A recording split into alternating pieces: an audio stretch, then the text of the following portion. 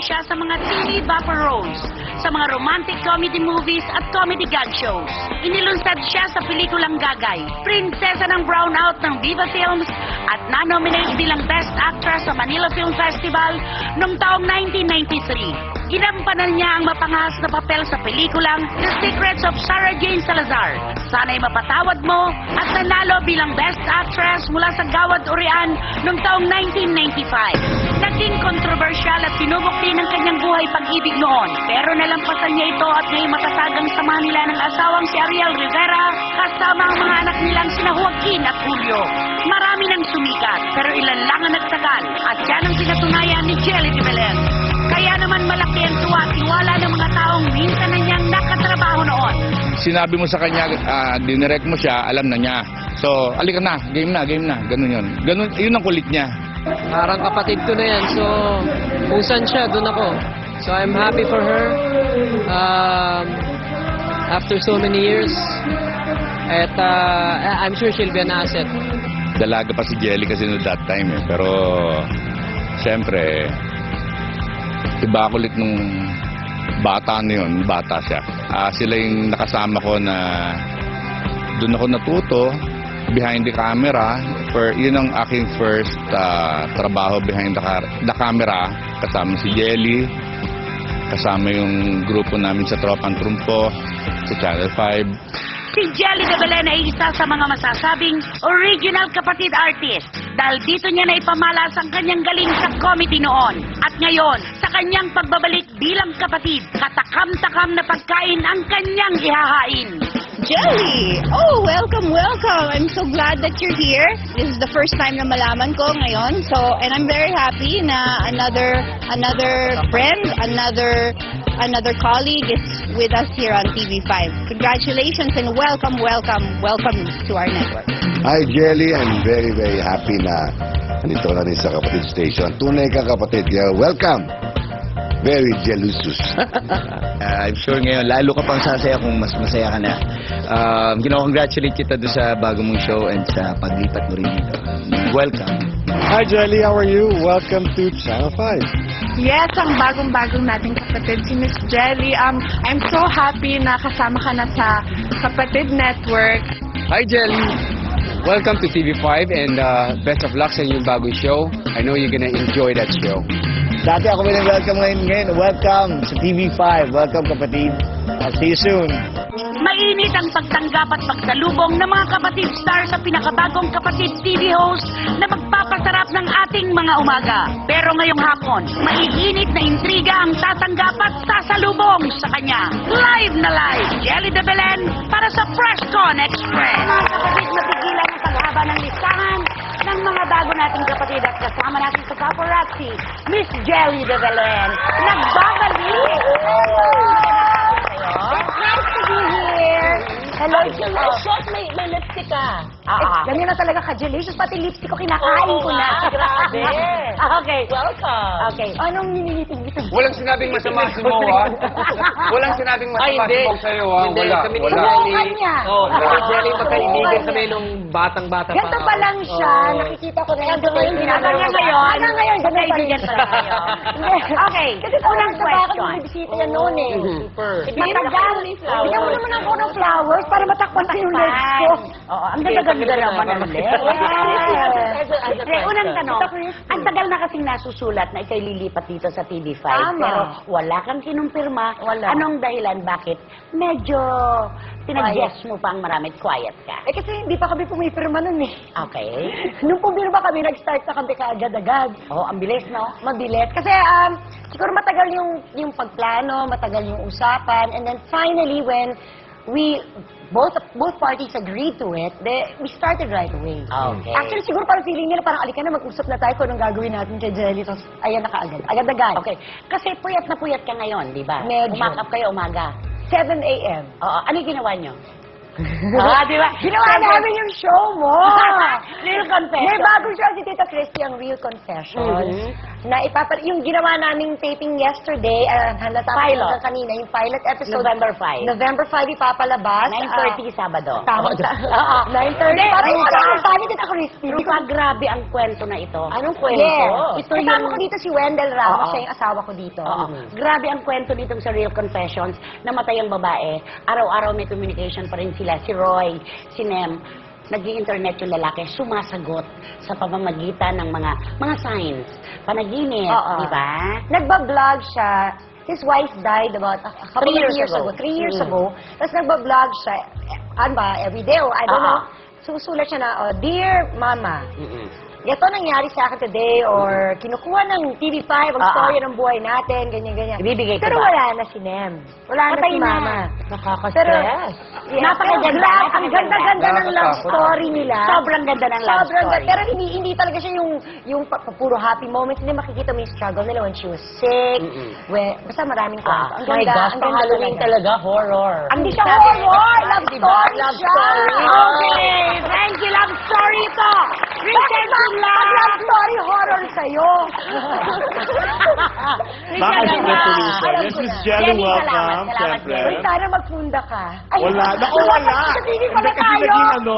naging loyal ka sa Kapuso ng mahabang Yes. panahon. Paano ka nagpaalam? Naging maayos ba yung pagpapaalam, yung paghihiwalay? Oh, mahal na mahal ko pa rin naman ang mga Kapuso. Siyempre, hindi mawawala yan. Dahil I was with them for almost 10 years. Maayos naman na pag-uusap. Actually, si Boy ang kausap ni Ma'am Wilma. Ito Boy Abunda. Yes, siya mismo, himself. Sila na nag-uusap. Magkasunod yung guest natin na Oo nga. taga-Bobby. Makalaga dito, Boy. Hello, welcome Okay. to TV5. Why not? Tapos, saan na ba ako? Oh, Paalam. Sila nag-uusap. Tapos eventually, parang, din nagpag-usapan na nila na talagang dito na ako talaga papunta. Tapos nakita kami ni Ma'am Wilma somewhere sa isang binyag. Tapos sabi nga niya, nakita niya ako, "Uy, Jelly! Oh, pahag nga." Sabi niya, kung saan ka masaya. Oy, ganda naman. So, wala namang bad blood. Everything's okay. Okay. Thank you. Richard? You're welcome. Talaga namuhunan ka, Richard, sa paparazzi, ah. Pero Okay. mahirap para sa iyo yun, Jelly, kasi Bakit? yung tropang Ano? tutuloy. Tropang turungpo, dito hindi ba matagal? Alam Over niyo the ba pa- na ang tropang trumpo ay sa studyong ito mismo? Yes. Ah. Nagbabalik Diyan talaga kami si nagbabattle of the brainless. Dito kami nagsasayaw ng chicken. Oh, Hindi diba? ko alam punta doon. Okay, so nagbabalik lang siya talaga. Oo, tapos yung over the bakod, matagal din. So parang mixed Oo. emotion yan, di ba? Ano mixed emotion? Kumbaga may history ka dito sa 5, may history ka dito sa Oo. kabila. In fact, meron din ako history sa Channel 9. Ay, handa. Meron din ako May history ka ba kay Zora? Grabe. Wala. Ang Wala. tanging history namin ni Zorin ay through Carmina. Yes. Ay, barkada kasi. Ay, hindi, pero naging asawa ko pala siya sa isang soap. Okay. Which was really weird, no? Bakit? Basta lang. Nawiword ako, okay na? Okay. Ruben Marasigan. Yes, my question for Jelly is this. Pareho kayo ng sister mong si Janice from Kapuso. Si Janice lumipat ng Kapamilya Network, ikaw nasa Kapatid. May times ba na nagko-compare notes kayo as to... Napansin ko lang talaga dito, parang wala, okay lang, kapatid, kapamilya, Oh, kapuso. Walang bawal You can dito. just freely say it all. Yes. No? Pwede naman eh, Channel 2, Channel 7, Yes. oh. Kahit programa, binabanggit Wala namin namang yan. bumabalik sa akin. Abang ikaw dito, you can say anything you want. Walang Bawal. Okay, Gail, I'm sorry. Was there a time ba nagko-compare kayo magkapatid tungkol sa how your career is going? And sa tingin mo, sinong mas happy sa inyong dalawa? Well, Pagdating hindi sa namin bagong kasi bahay. napag-uusapan yung mga bagay na yan eh. Kasi pag magkasama kami, pinag-uusapan namin chismis, buhay-buhay, pagkain, yung ginawa ni Zoren, yung sinabi ni Carmina, yung sinabi ni Mo. Pero Yung masaya si pinag-uusapan Janice namin. doon, si Ate Janice. Pero napakasaya ni Janice doon at napakasaya ko rin naman dito. Kaya maligaya tayong lahat. Good, Lali! Happy work. Hi, Jelly. Anyway, sabi mo napakasaya ni Jenny sa kabila. Maraming gustong makaalam tungkol sa kanyang love life naman, no? How's Jenny's love life naman? At saka, may pag-asa pa raw kayang lumakad siya sa altar, magpakasal. Naku, ewan ko kay Janice. Right now, ang pagkakaalam ko, wala. Sa ngayon. Sa ngayon, parang wala. Tapos yung paglakad niya sa altar, di mas lalong wala. Siguro Hindi, pag may pero- boyfriend niya, may posibilidad. Pero wala siyang boyfriend ngayon eh. Yung sister mo kasi concentrated ngayon sa taping niya kasi she's very happy with her new show. At talagang... Alam na alam mo talaga. Oo, kasi may report kay So, nare-report sa akin. Nare-report naman sa'yo. Yeah, na... Hindi, totoo yan. Eh, may spoon pa Kasi ang siya. tagal niyang hindi Kay nakapag-acting. 25. So ngayon, nabigyan siya malaking project doon na yung role niya. Actually, tumaarte naman na siya. Kaya lang parang the role really talagang brought out the best in Oo. him. Siya na talaga si Claire de Luna, di ba? Oo naman. Parang nakalimutan natin, ay, ang galing pala niya talaga. Siya yun, at saka si Rene Boy. Magaling din siya host. Tama, sa Spoon. At tayo Aba. dito talaga lahat ng show pwede natin sabihin. At saka kayo ni Janice, yung sis ninyo. Oh, ang dami nyo nakabanggaan na nanalo ang sis talaga. Salamat. Ang tanong nila sa sarili nila, bakit nga ba nanalo to eh? Kantahan lang naman daw ng kantahan. Tanong natin kay Jeff, ang head Diba? writer niyo dito. Nandito na ngayon. Siya ang head writer namin ng Baka Spoon. pwede Maganda mo yung gumawa sis, ng, maganda ng yung sis na parang Rufa, Mariel, and Jelly. Why not? Ito na. Wala nang Diba? Jeff. O, Wala tayo na na makakapagsalita. mag-uusap-usap. Kawawa naman. Parang ikaw ngayon, tanongin mo naman ako, Mohan. Sabi ko na. Mohan! Yeah, tawag niya sa akin mo kasi that's my real name. Oo, Hindi, Mohan. pero press ka na-express to. Ay, oo nga pala. Maridol Baker. I was gonna ask you something. Pinag-uusapan rin lang natin ang ate Janice mo. Eh, di ba, syempre, ikaw ang number one. Alam mo, dapat ang nandito si Janice. Ako naman sasagot eh. Ikaw naman ang sasagot, Oo. bilang alam mo naman lahat. Yeah. Sige, Anyway, Maribel. di ba number one, syempre, number one tagapagtanggol ka ng ate mo. May... Oo. Meron ka pa bang sama ng loob kay John Estrada? Ay. Regarding what?